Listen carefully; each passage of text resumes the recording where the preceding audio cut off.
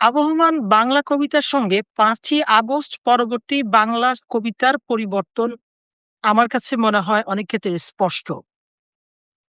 কিছু পরিবর্তন স্পষ্ট, আবার কিছু জায়গায় ধারাবাহিকতাও আছে।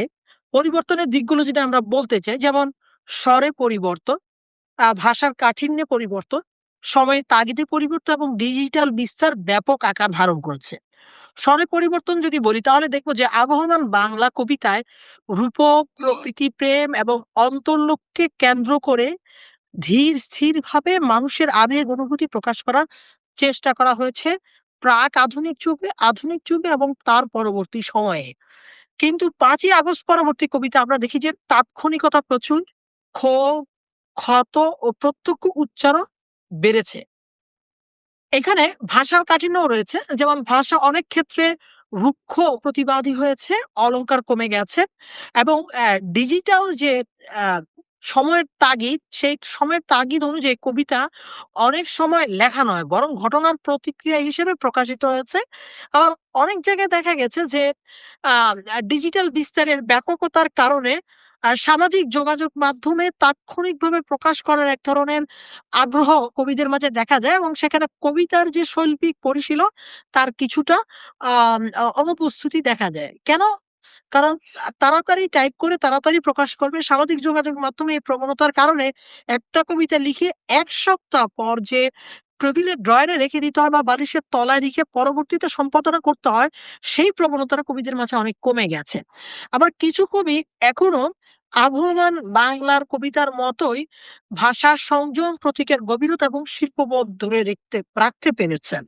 তো এদের মধ্যে অনেকের কবিতাই ভালো লাগবে, অনেকের কবিতাই হয়তো অন্যরকম মনে হবে। তো যাদের কবিতা আমার ভালো লেগেছে তাদের মধ্যে একটা কবিতা বলতে চাই এরকম যে রেজাউদ্দিন স্টালিনের কবিতা, "অস্বীকার করি না এই মৃত্যু মথিত বধ্যভূমিতে আমার জন্ম।"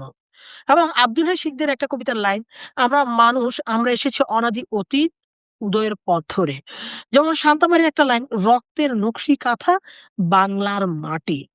তো এইভাবে আমরা আ আ যদি আ আ আ আমাদের তরুণ প্রজন্মদের কবিতার দিকে যাই তাহলে সেটা বলতে হবে এরকম যে নকিব উকশার একটা কবিতা যেমন, "চারপাশে গন্ধের নাম ফেরাউন, ফেরাউন" অথবা ইমরান মাহফুজের একটা কবিতা যে, "কোথাও কেউ ভালো নেই, মাছের সবাই মাছির হামলা" অথবা আবিদ আজমের একটা লাইন, "আগে আমি মানুষ ছিলাম এখন কবি লেখক" অথবা পলিয়ার ওয়াহিদের, আপনি এখনো ঘুমাচ্ছেন?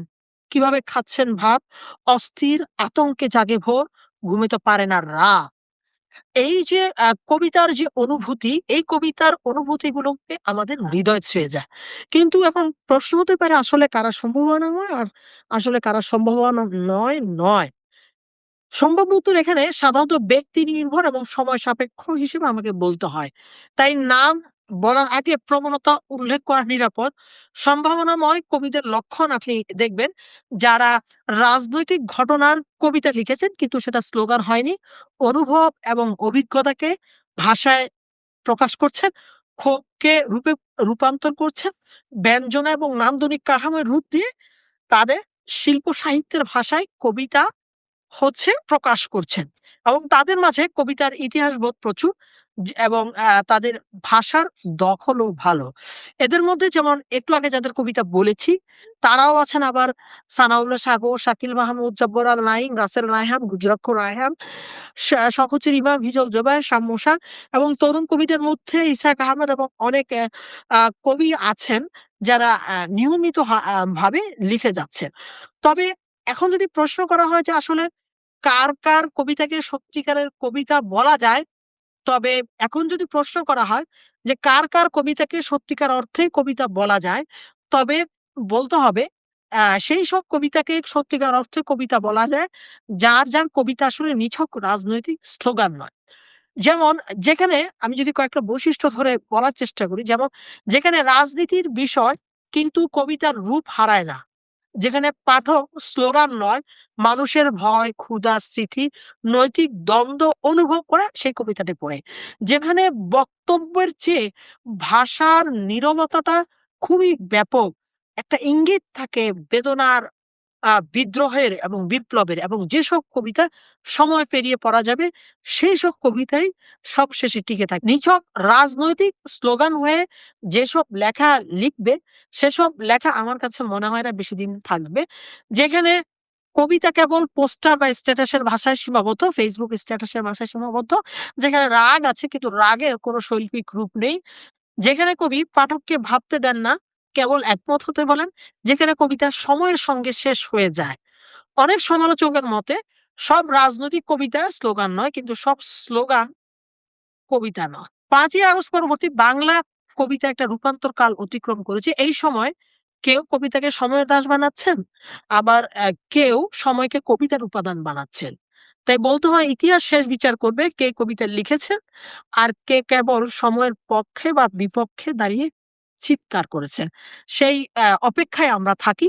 তবে একটা বিষয় খুবই সুন্দরভাবে যেটা একটু গুছিয়ে যেটা বলতে হয় সেটা হচ্ছে যে আমাদের মুক্তিযুদ্ধের ঐতিহাসিক প্রেক্ষাপটে অনেক গল্প, কবিতা, উপন্যাস লেখা হয়েছে।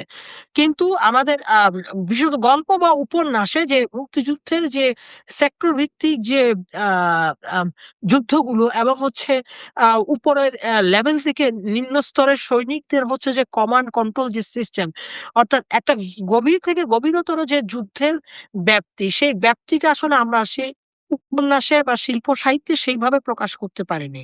ফলশ্রুতিতে দেখা গেছে যে অনেক ক্ষেত্রেই মুক্তিযুদ্ধের উপন্যাসগুলো অনেকের হৃদয় ছুঁয়ে গেছে, আবার অনেক ক্ষেত্রে হৃদয় ছুঁয়ে যায়নি এবং খুব কম শিল্প সাহিত্যিকরা সেই ধরনের কবিতা বা উপন্যাস রচনা করতে পেরেছেন। ২৪ এর ক্ষেত্রেও একদম বাস্তব যে ২৪ যদি আমরা বিপ্লব হিসেবে গণ অভ্যুত্থান হিসেবে টিকিয়ে রাখতে চাই, তাহলে আমাদের এরকম প্রচুর সাহিত্যকর্ম করতে হবে, বয়ান তৈরি করতে হবে, রাজনৈতিক বা philosophical আম আম ব্যাখ্যা দাঁড় করাতে হবে, যাতে করে একটি বিপ্লব গণমানুষের আকাঙ্ক্ষায় রূপান্তরিত হতে পারে।